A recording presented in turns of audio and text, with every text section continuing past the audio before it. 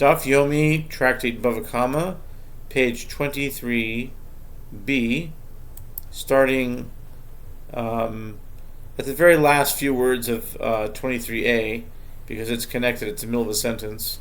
So the Gemara suggests from here it is possible to resolve a dilemma and prove that the mouth of a cow, now we're on the top of 23b, kechatzar hanizik dami, is like the courtyard of the injured party. In other words, it is not a separate domain from the place in which the animal is eating, as if the mouth of the animal were to be considered like the courtyard of the one responsible for the damage.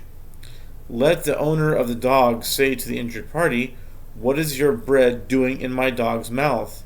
The dog's mouth is my domain, and I am not liable for damage classified as eating done to your property in my domain."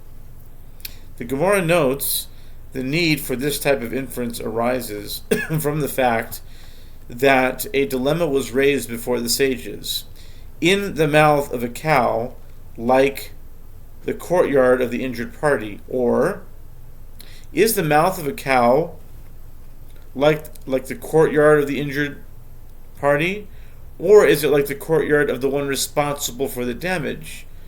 In other words, the owner of the cow.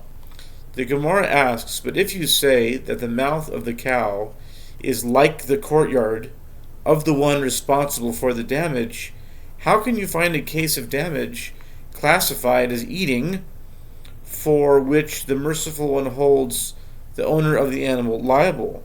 The halacha is that one must pay for damage classified as eating only if it occurred on the property of the injured party.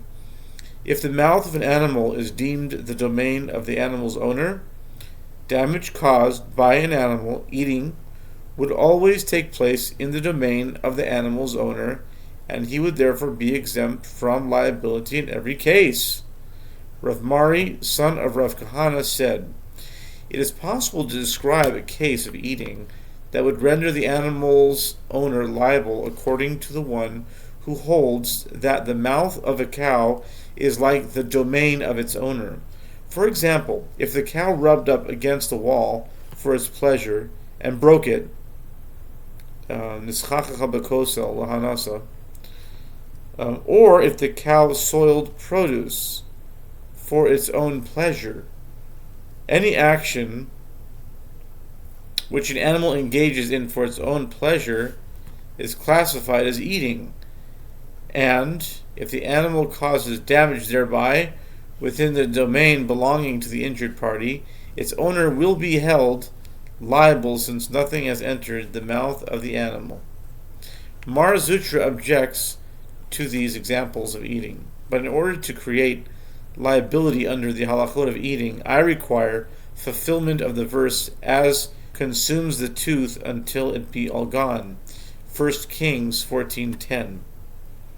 Ka'asher yiva'er hagalal ad tumo, meaning that the damaged item must be completely destroyed or consumed, and here that is not the case, as the stones of the broken wall and the soiled produce have not been destroyed. To answer Mar Zutra's question, Ravina said, it is possible for a cow to cause complete destruction by rubbing against a wall. For example, a cow that completely erases any decorative images that were adorning the wall. Rav Ashi said it is possible for a cow to cause complete destruction by soiling produce. A cow that trods on the produce and crushes it, thereby totally eradicating it. Consequently, the initial question about the status of the cow's mouth remains. The Gemara suggests, come and hear a resolution from a Braita. If he incited a dog against another person, or if he incited a snake against another person, he is exempt. Sanhedrin 66b. The Gemara clarifies who is exempt. The one who incited the dog is exempt, but the owner of the dog is liable. And if you say that the mouth of the animal is like the courtyard of the one liable for the damage, let the owner of the dog say to the injured party, "What does your hand want?" In other words, what is it doing in my dog's mouth, which is my domain? I mean, kind of a little bit backwards logic. I mean, the dog is actively going and biting. So, I mean,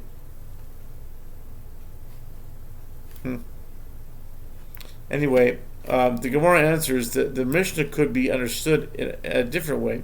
Say that even the one who incited the dog is exempt, as the dog is not his property, but the dog owner is also exempt because his dog's mouth has a legal status similar to that of the dog owner's courtyard.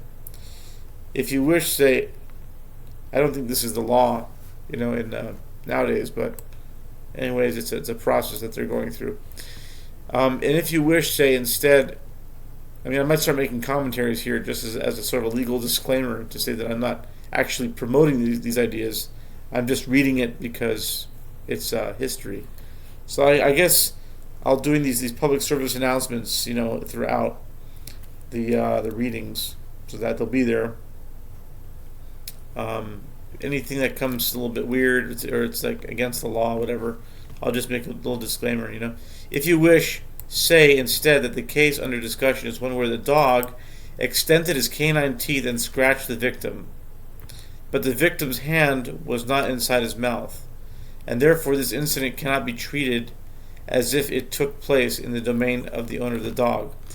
The Gemara suggests, come in here, a solution based on the continuation of the Mishnah. If one caused the snake to bite a person by bringing the fangs of the snake to the victim's body, and the snake killed him, Rabbi Yehuda deems the one who instigated the attack liable to receive the death penalty, but the rabbis exempt him. Okay, that's strange, right?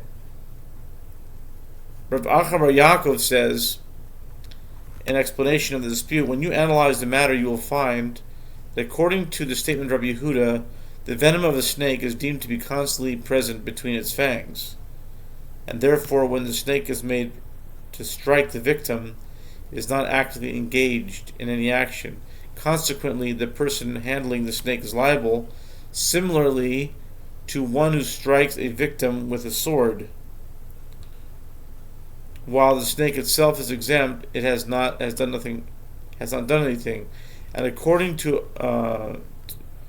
the statement of the rabbis, the venom of a snake is not present between its fangs, but rather the snake must secrete it of its own volition.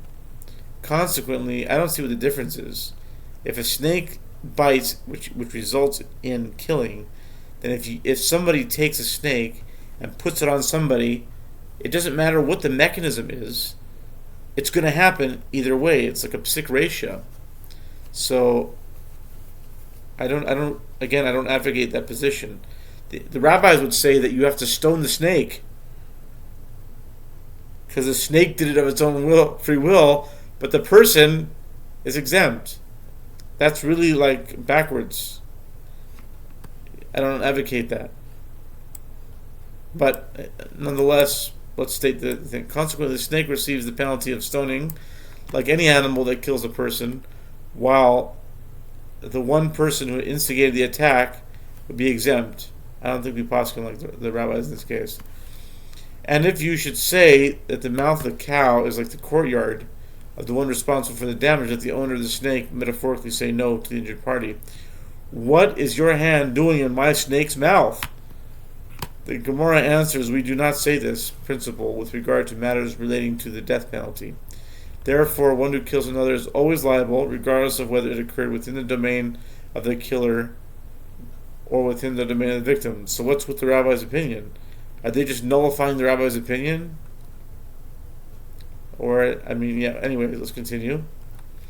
And from where do you say this? That it is taught in a Braita to Sefta 513. 513 is Gematria Ga'alti, but not with an aleph, with an ayin. And Ba'alti is 512. With regard to the one who enters the courtyard of a property owner without his permission, and the property owner's ox gores the intruder and he dies, the ox receives the penalty of stoning, while the owner is exempt from having to pay ransom.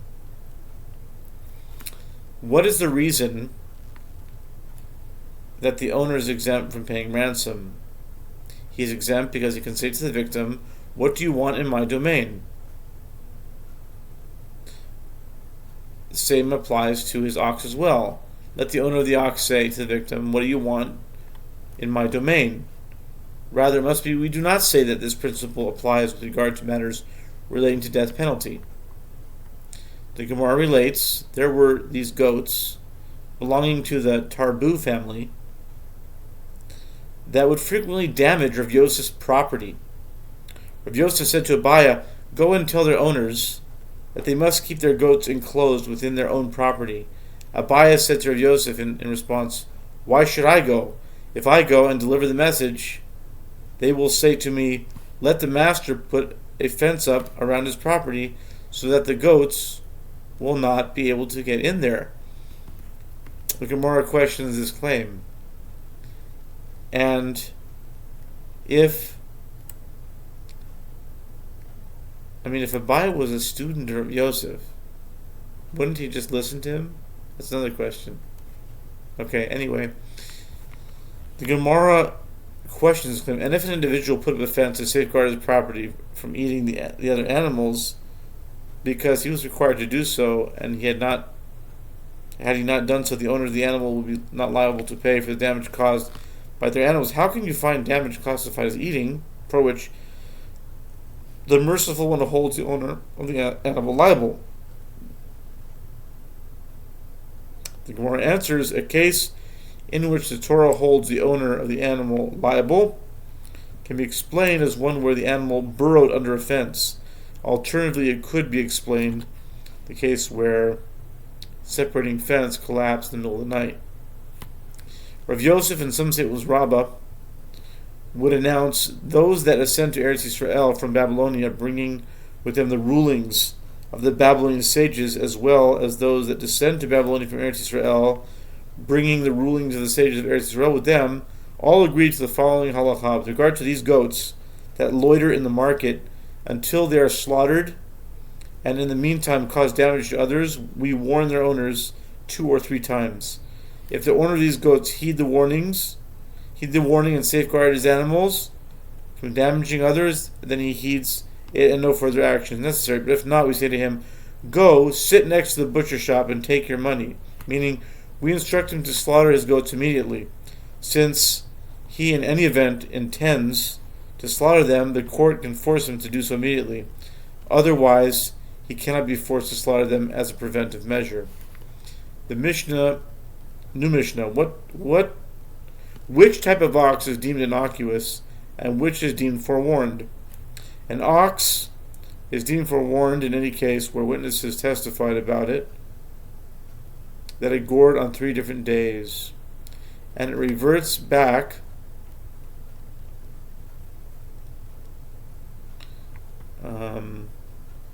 to its previous innocuous status from when it reverses its behavior and refrains from goring for 3 consecutive days. This is the statement of Rabbi Yehuda. Rabbi Meir says it is deemed forewarned in any case where witnesses testify that it gored 3 times, regardless of the number of days on which this behavior occurred, and it reverts back to its previous innocuous status in any case where children pet it and play with it and it does not gore them. Because of time, I think we'll start the Gemara tomorrow on page for Daf 24's Daf. Okay.